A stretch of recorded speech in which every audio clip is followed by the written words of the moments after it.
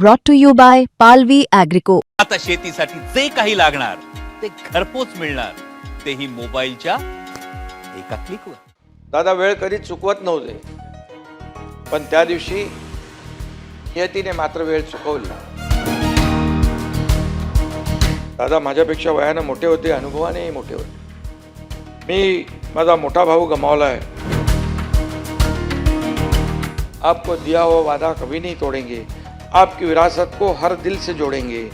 आप नहीं पर आपकी यादें हमारे साथ है. दादा आपके सपनों को हम अधूरा नहीं छोड़ेंगे. दादा आपल्यासोबत नाहीत हे अजूनही मनाला पटण्यासारखं नाही. ही वस्तुस्थिती आहे. सगळं काही व्यवस्थित सुरू होतं. निवडणुकाही संपत आल्या होत्या. नव्या वर्षात राज्याच्या विकासाला, लोकांच्या कल्याणाला नवा वेग द्यायचा निर्धार आम्ही तिघांनी केला होता. पण 28 जानेवारीचा तो काळा दिवस उजाडला आणि सकाळी अपघाताची बातमी धडकली. टीव्हीवर ती दृश्य बघितली आणि सगळ्यांचाच मनाचा थरकाप उडाला.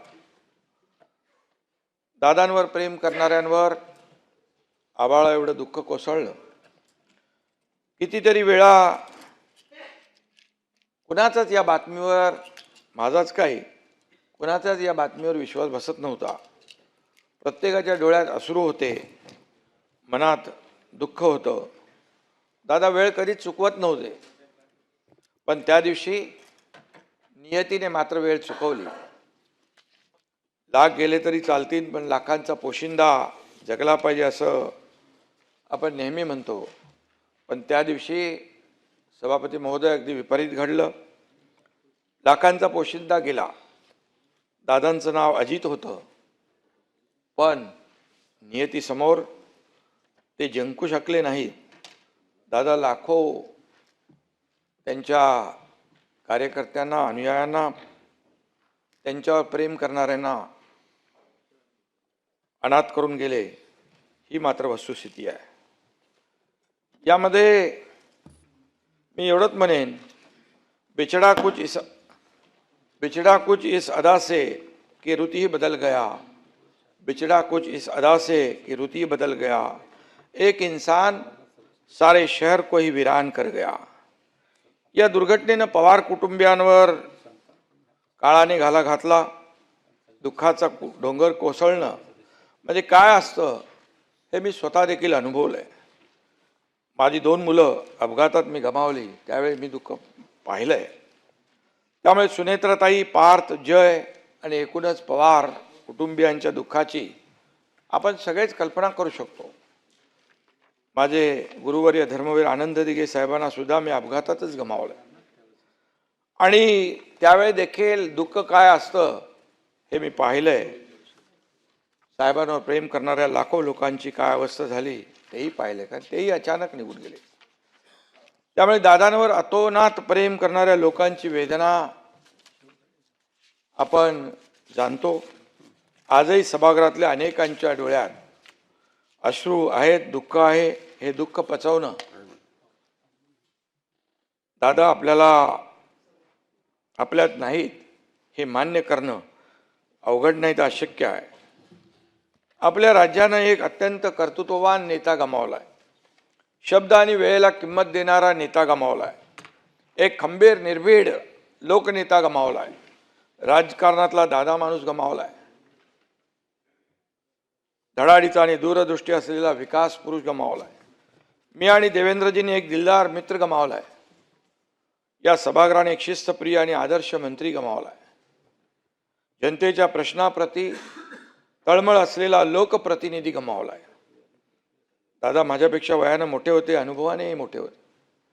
मी माझा मोठा भाऊ गमावलाय असं सातत्याने ते गेल्यापासून वाटतंय. दादा फणसासारखे होते, बाहेरून कडक आणि आतून मऊ. सभापती महोदय, दादांच्या बोलण्यात ग्रामीण बाज होता. आवाज राकट पण गोड होता. एकनाथराव ही दादांच्या स्टाईलची हाक माझ्या कानात आजही घुमते आहे. आज सुनेत्राताई मोठ्या धीरानं दादांची जबाबदारी त्यांनी स्वीकारलेली आहे. आबाळा एवढं दुःख असतानाही ही माऊली खंबीरपणे उभी राहिली आहे. दादांच्या सहकार्यांना आणि कार्यकर्त्यांना देखील धीर देताना आपण पाहतोय. दादांच्या खुर्चीवर बसताना त्यांच्या भावना आपण समजू शकतो आणि म्हणून आम्ही सर्वजण ताईच्या पाठीशी खंबीरपणे उभे आहोत.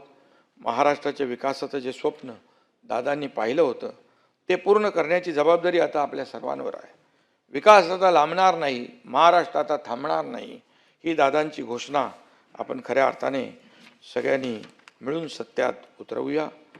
दादा, तुमची उणीव आम्हाला सतत भासत राहणार आहे आणि अजितदादा आपल्यात कायम राहतील त्यांच्या कार्यकर्तृत्वाच्या रूपाने.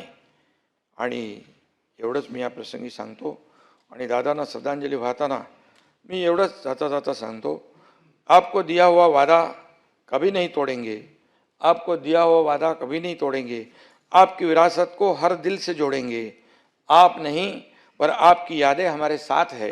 दादा, आपके सपनों को हम अधूरा नहीं छोड़ेंगे. पुन्हा एकदा महाराष्ट्राच्या लाडक्या दादांना अतिशय जड अंतकरणाने श्रद्धांजली अर्पित करतो.